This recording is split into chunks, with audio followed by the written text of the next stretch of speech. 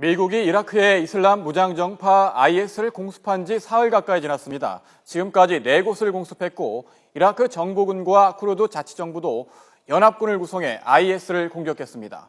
하지만 미국에서는 이번 공습의 강도가 너무 약하다는 비판과 함께 미국 본토가 테러를 당할 가능성이 크다는 우려도 제기되고 있습니다. 국제부 연결합니다. 신호 기자.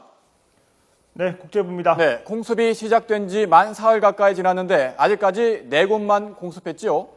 네, 미국은 지난 8일 2곳 그리고 다음 날 2곳 이렇게 모두 4곳을 공습했습니다. 지금까지 공습으로 반군 20명이 숨지고 50명 넘게 다친 것으로 알려졌습니다. 마지막 공습은 이라크 북부 신자르 지역에서 이루어졌는데 반군 측 장갑차와 무장 트럭 넉 대가 파괴됐습니다. 미국은 언제든지 추가 공습에 나설 수 있다고 밝혔지만 마지막 공습 이후 만 하루가 지나도록 더 이상의 공습은 이루어지지 않았습니다. 다만 미국의 공습을 등에 업고 이라크 쿠르드 자치정부가 반군에 대한 공격에 나서 마을 2곳을 탈환했다고 밝혔습니다. 네, 그런데 말이죠. 미국 안에서는 이라크 내전에 대한 오바마 대통령의 대응이 잘못됐다. 이런 비판이 가열되고 있다는데 이유가 뭡니까?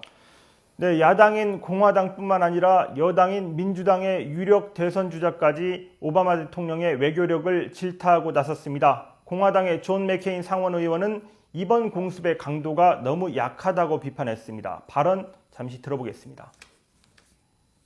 Rushing equipment to Erbil, I would be launching airstrikes not only in Iraq but in Syria against ISIS. They have erased the boundaries between Iraq and Syria. 네, 가장 주목을 끄는 비판은 여당인 민주당 안에서 나왔는데요. 바로 오바마 대통령 밑에서 국무장관을 지냈던 힐러리 클린턴 전 장관이 그 주인공입니다. 클린턴 전 장관은 오바마 대통령이 이라크의 이웃 국가인 시리아 내전 초기에 제대로 대응하지 못한 것이 지금의 사태를 불러왔다고 비판했습니다. 미국이 시리아에서 신뢰할 수 있는 반군을 지원하지 않았기 때문에 결국 IS 같은 이슬람 급진 세력이 힘을 키우게 됐다고 지적했습니다. 미국 정치 분석가들은 클린턴 전 장관이 지지율 낮은 오바마 대통령과 차별화 전략을 펴므로써 대권 행보를 시작했다고 분석했습니다. 오바마 대통령은 오는 11월 중간선거를 앞두고 유약한 대통령이라는 지적을 피하려고 공습을 단행한 것으로 보이는데 논란은 오히려 커지는 분위기입니다. 오바마 대통령은 공습을 결정한 뒤 가족과 함께 휴가를 떠난 상태입니다. 지금까지 국제부였습니다.